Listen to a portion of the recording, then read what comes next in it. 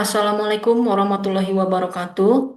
Saya Bisma Wirojovi Aulia bersama dengan rekan-rekan dari kelompok kami, ada Kang Fadil dan Kang Priki. Pada video kali ini kami akan mempresentasikan suatu metode dalam penyelesaian suatu kasus di bidang digital forensik ya, yaitu tentang analisis reverse image untuk identifikasi foto hoax di media sosial. Nah, tanpa menunda waktu lebih lama lagi, langsung kita mulai saja ke pembahasan selanjutnya. Nah, jadi di pembahasan selanjutnya ini kita akan dihadapkan dengan latar belakang masalah ya. Suatu pertanyaan, kenapa sih analisis reverse image ini begitu penting gitu ya. Nah, jadi di kesempatan awal ini saya ingin memberikan gambaran dulu kepada teman-teman ya. Di mana sekarang tentunya kita sadar bahwa kita hidup di era media sosial, di mana hampir setiap hari itu pasti kita nemu foto yang viral gitu ya. Entah itu foto tentang bencana, foto tentang kerusuhan, ataupun ya foto-foto yang katanya kejadian hari ini. Atau foto yang dinarasikan bahwa foto tersebut tentang peristiwa yang baru saja terjadi di Indonesia gitu ya. Nah, masalahnya nggak semua foto yang viral itu benar-benar kejadian yang baru saja terjadi gitu. Dan nggak semua foto itu ya dipakai untuk konteks yang benar. Jadi banyak banget kita temuin di masyarakat itu kasus di mana foto itu sebenarnya asli ya. Jadi banyak kita temukan di internet itu ataupun di media sosial itu foto itu sebenarnya asli, bukan foto editan. Tapi foto yang asli tersebut dipakai ulang untuk cerita yang sama sekali bohong gitu. Nah, disinilah masalahnya sering muncul gitu. Nah, selama ini kan kita mikir bahwa yang namanya hoax itu kan selalu tentang foto palsu. Yang namanya hoax itu kan kita selalu berpikir bahwa yang namanya hoax itu pasti foto hasil editan Photoshop. Nah, padahal di dunia nyata, di masyarakat kita, hoax yang paling sering beredar itu justru bukan karena fotonya diedit, tapi karena konteksnya yang dimanipulasi gitu kan. Jadi misalnya ya foto lama dipakai lagi, foto dari negara lain diklaimnya kejadian di Indonesia. Atau misalnya ya foto-foto dari tahun-tahun sebelumnya ya diangkat lagi seolah-olah kejadian hari ini gitu. Nah, secara visual memang kelihatannya meyakinkan karena kan memang fotonya asli, tapi ceritanya yang bohong gitu loh. Nah, disinilah orang gampang percaya.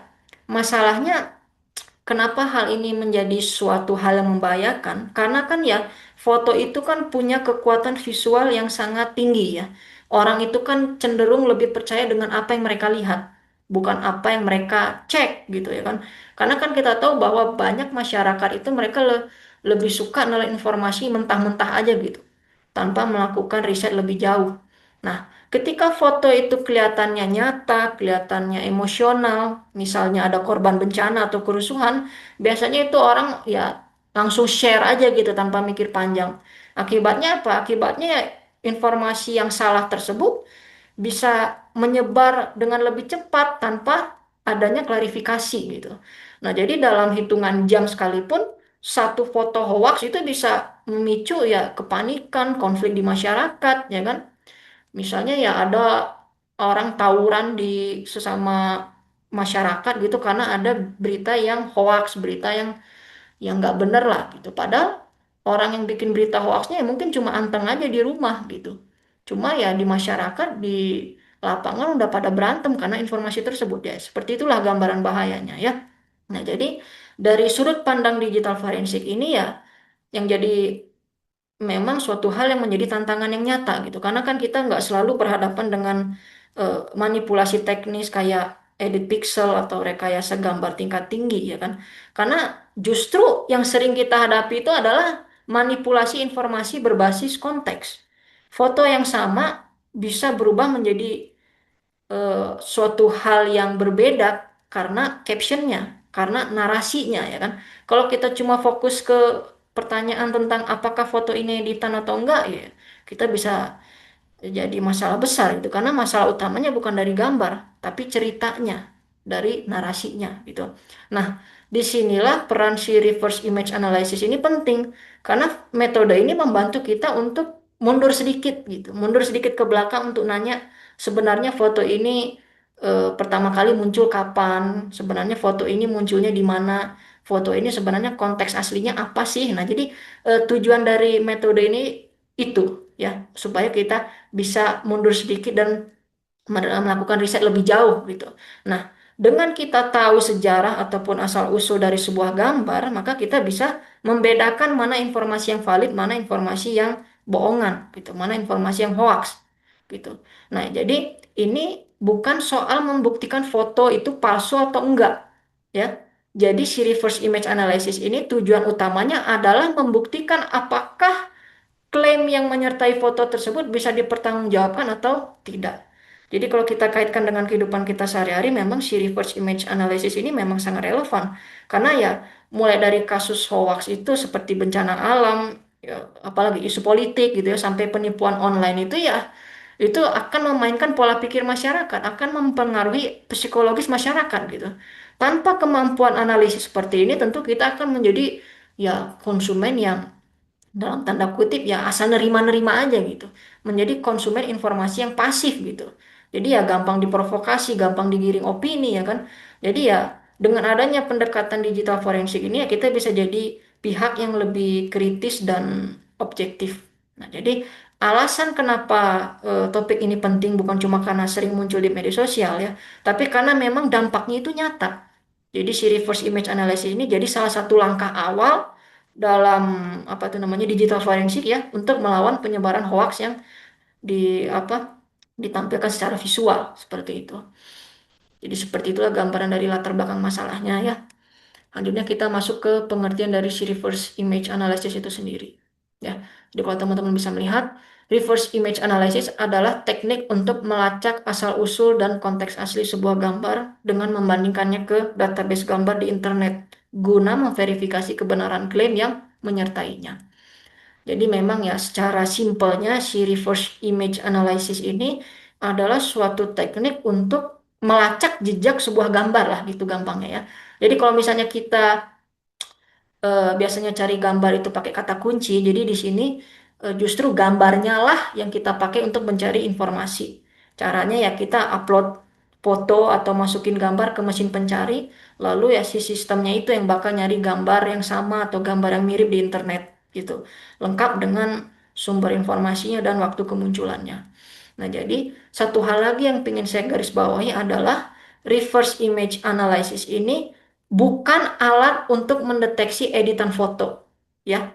Jadi si reverse image analysis ini saya ulangi bukan untuk alat mendeteksi editan foto. Jadi metode ini ya nggak fokus ke pixel atau manipulasi visual, tapi ya metode ini fokus ke riwayat dan konteks penggunaan gambar. Jadi walaupun fotonya asli, walaupun fotonya nggak diedit sama sekali gitu ya, gambar tersebut tetap bisa dianggap bermasalah kalau dipakai di konteks yang salah satunya ya menyesatkan lah gitu. Nah, dalam digital forensik ini tentu ya reverse image analysis ini ya dipakai untuk menjawab pertanyaan-pertanyaan di masyarakat tentang ya gambar ini pertama kali muncul di mana, kapan dipublikasikan dan ya dalam konteks apa foto tersebut ditampilkan. Nah, dari situ kita bisa membandingkan antara klaim yang ada di media sosial dengan fakta historis dari gambar tersebut.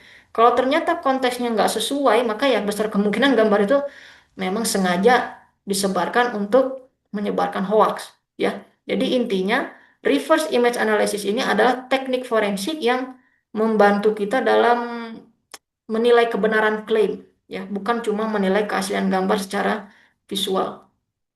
Nah, jadi itulah yang bisa saya sampaikan. Selanjutnya akan dilanjutkan oleh rekan saya Kang Priki ya, Priki Prindiana. Silakan. Pada slide ini, kita membahas tujuan dari reverse image analysis dalam konteks digital forensik. Reverse image analysis digunakan untuk memverifikasi kebenaran klaim yang menyertai sebuah gambar, terutama gambar yang beredar luas di media sosial atau platform online. Selain itu, teknik ini bertujuan untuk mengetahui asal-usul suatu foto, termasuk kapan pertama kali dipublikasikan, di mana gambar tersebut muncul, serta dalam konteks apa gambar itu awalnya digunakan. Tujuan penting lainnya adalah untuk mendeteksi manipulasi konteks, misalnya penggunaan foto lama yang diklaim sebagai peristiwa terbaru, foto dari lokasi berbeda, atau gambar yang dipelintir dengan narasi palsu. Dengan demikian, Reverse image analysis membantu penyidik memastikan apakah sebuah gambar digunakan secara jujur atau justru menyesatkan.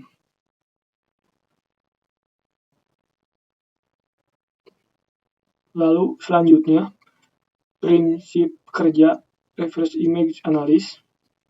Slide ini menjelaskan prinsip kerja dari reverse image analysis berbeda dengan pencarian biasa yang menggunakan teks.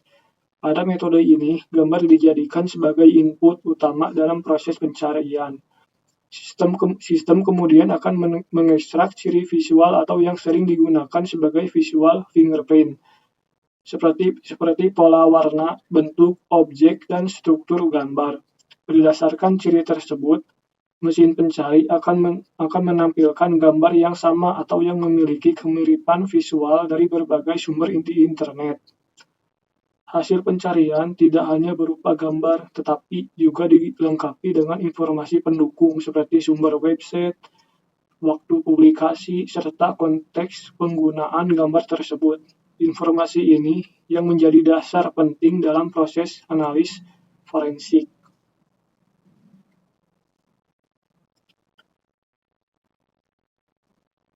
Lalu selanjutnya metodologi analis.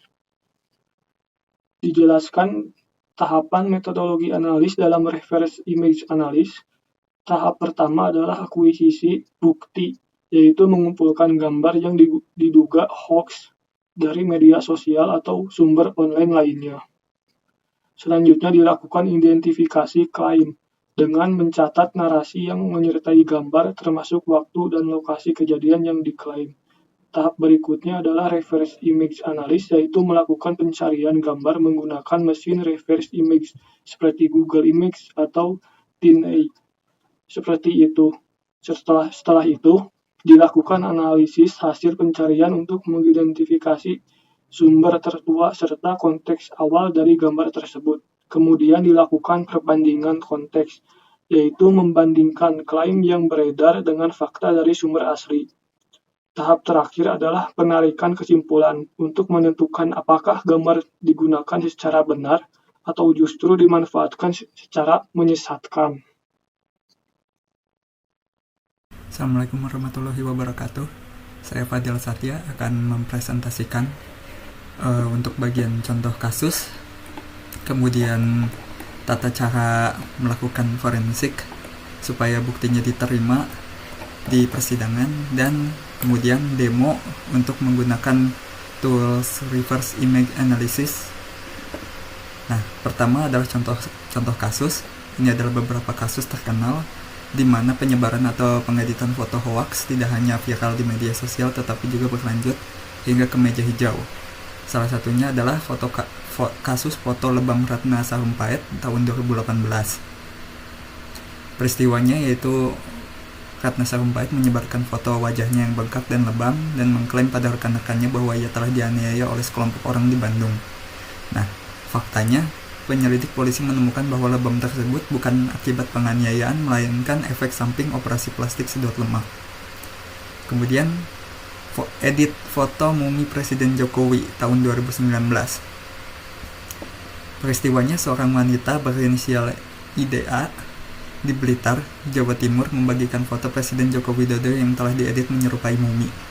Nah, karena hukumnya polisi menangkap Ida dan menetapkannya sebagai tersangka dan dijerat UU ITE.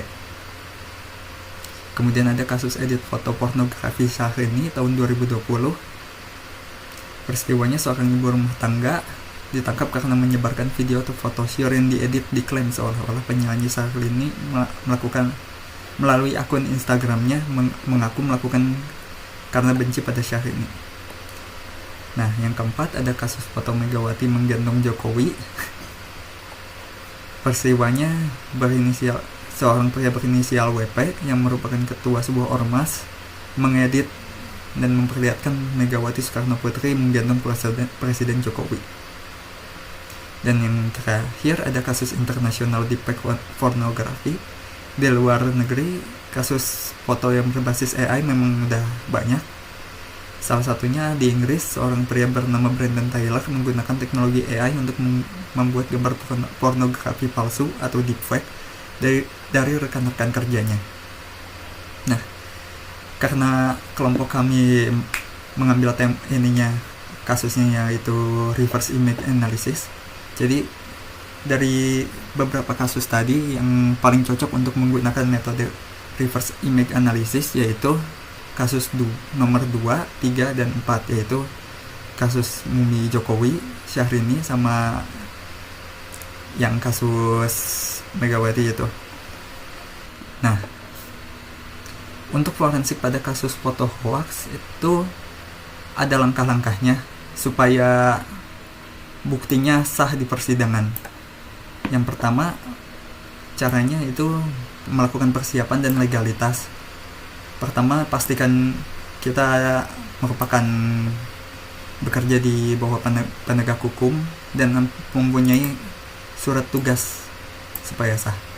Nah, untuk alatnya, pastikan gunakan workstation yang bersih, terpercaya, dan bebas dari malware supaya tidak disangkal ketika di pengadilan. Kemudian siapkan media penyimpanan eksternal yang terenskripsi, dan siapkan alat pencatatan logbook untuk mencatat langkah-langkah dan kegiatan yang dilakukan selama forensik. Nah, kemudian software yang dibutuhkan untuk reverse search analysis. Nah, ada Google Image, TinEye, Yandex, Bing Visual, dan lain-lain. Tahap pertama yaitu pengambilan dan pengamanan bukti. Bukti digital harus dibekukan dalam kondisi aslinya, jangan langsung mengedit atau mengubah nama filenya. Catat waktunya, waktu persis saat bukti ditemukan, supaya nanti nggak ada tuduhan kalau setelah diambil ada diedit dulu gitu. Nah, kemudian pengambilan bukti jangan hanya screenshot, melainkan download gambar aslinya juga. Dan juga simpan juga metadata konteksnya, URL, akun pengunggah, waktu, dan caption. Nah, kemudian lakukan pembuatan hash, digital fingerprint, hitung nilai hashnya dari file asli yang baru di-download. Nah, hash value ini adalah bukti bahwa file tidak berubah sejak diambil dan diajukan ke pengadilan. Nah, untuk penyimpanan chain of custody-nya, simpan file dalam media yang aman, buat log siapa yang memegang bukti, kapan, dan di mana. Nah, untuk tahap eksekusinya, buka Google Image, kemudian drag and drop foto hoax-nya ke mesin pencarian, kemudian lihat bagian text that include matching image. Tujuannya cari tahu kapan gambar ini pertama kali muncul di internet. Jika klaim hoax mengatakan kejadian hari ini, tapi Google menemukan gambar yang sama muncul 5 tahun lalu di situs berita luar negeri, berarti itu bisa jadi bukti yang kuat. Nah, kalau menggunakan TinEye, tinggal di-upload ke TinEye-nya, kemudian fitur sort by the oldest. Setelah itu, ambil screenshot hasil pencarian yang menampilkan tanggal gambar tersebut muncul pertama kali. Nah, tahap ketiga ada verifikasi teknis. Nah, supaya buktinya valid di pengadilan, tidak bisa hanya menggunakan reverse image analysis, tapi kita harus juga menggunakan EXIF data dan error level, karena di situ pembuktian bahwa foto itu editannya itu jadi lebih jelas gitu di situ. Nggak cuma ini sebelumnya ada gambar yang aslinya gitu, tapi ada pembuktian bahwa di situ ada editannya secara teknis. Nah, kita lewat karena kelompok kami membahasnya tentang reverse image.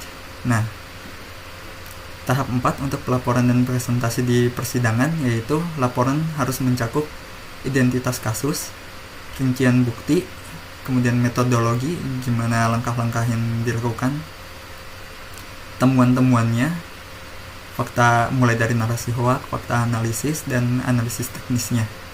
Kemudian sampaikan kesimpulannya dan lampiran dari bukti-bukti yang ada.